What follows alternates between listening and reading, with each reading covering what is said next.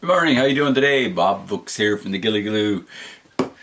Coming up, International Migratory Bird Day. It's on the horizon. It's May 12th, usually the second Saturday in May each year. And we're just here having a coffee, doing a little bit of work in the office.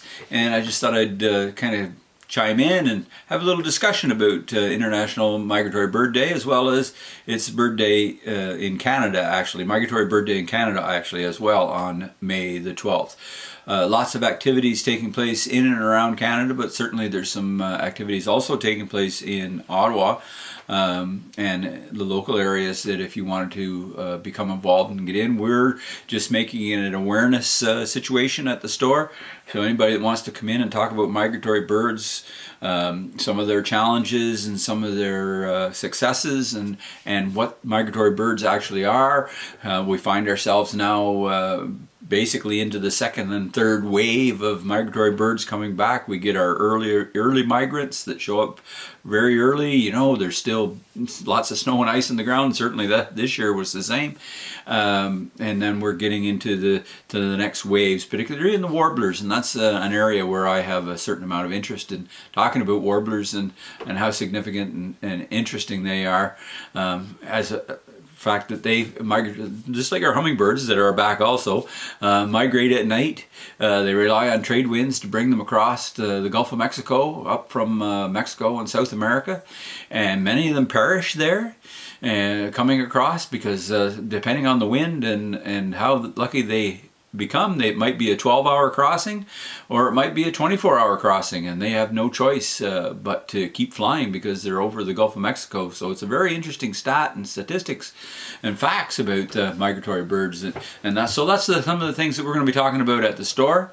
Some of the challenges certainly they have is loss of habitat all over. I mean, we talk about habitat all the time. Loss of habitat is huge for all species. Even ourselves, to a certain extent, we keep expanding.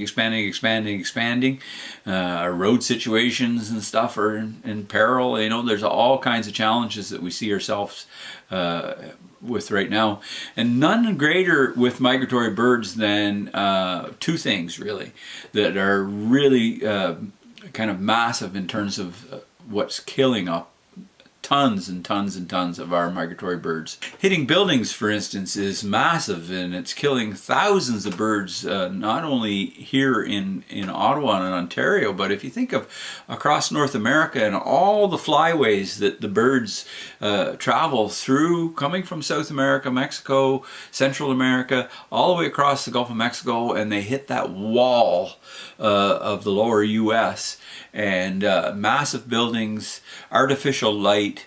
It's a weave for them to try and get through all of that. I'm amazed each year that as many make it through as they do. But just as an example, Safe Wings Ottawa that we do some work with, just talking about our National Gallery of Canada is one of the worst buildings in the Byward Market in Canada's capital for killing birds and the way it's designed and built. So I think there's one area that we can really improve upon, in that we need to be more aware at the design and building state as to what's going to happen. So it's cause and effect, if you like. So if I build this building, I put it here and I build it of this material, what's the consequences going to be of that? So the irony of this particular building in Ottawa, the National Gallery of Canada, in Canada's capital, one of the major buildings that kills many migratory birds coming into Canada, it also kills dozens of federally and provincially listed species at risk birds. So there's a huge irony there, and there's where we need to raise our awareness. This isn't about pointing fingers or any of that. It's about raising the awareness and understanding that there's things that we can do. So we can create habitat in our yards, we can put out nesting boxes, we can provide feeders, we can provide a variety of different high quality sources of food. There's a big detriment in the marketplace as to quality and what is birdseed and what is a dried mealworm, and all the different things that we can do to feed to the birds. So on the downside, like 250,000 birds last year was estimated killed in Ottawa alone by hitting windows, and most of those are migratory birds, so we can do tons of things to save them. So on the upside, Saturday, May 12th is International Migratory Bird Day.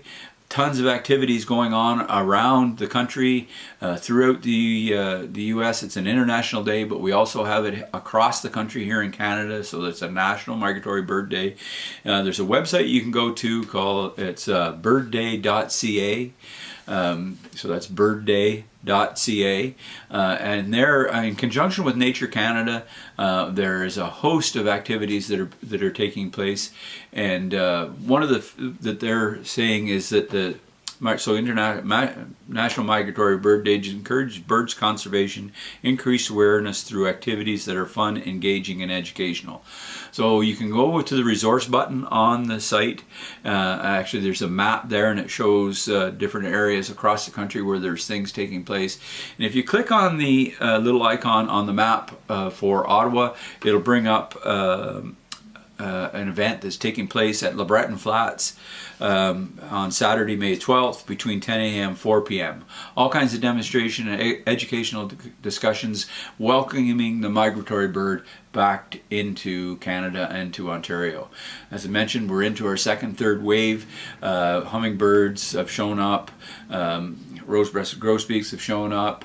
Phoebes are early migrants, so they're here. So now we're going to be starting looking for the thrushes and great crested flycatchers and the oven birds and the bulk of the rest of the warblers.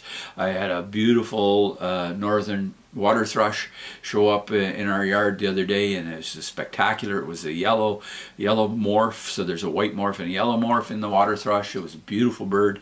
So get out there, get engaged, talk to your member of parliament, talk to your design people, and just express and raise the awareness of what we can do for migratory birds. Go out and celebrate the migratory birds. Get out and do some birding. Stay tuned to gillygaloobird.com for our events page, because we're going to be having some events coming up as well that will enable you to get out and see some of the migrants that are early migrants that are back here in May. It's a fantastic time. I've been out a couple of times just doing some research and some recon work, and we got a real special event coming up here very, very shortly in the tail end of May. Thank you very much. Talk to you soon.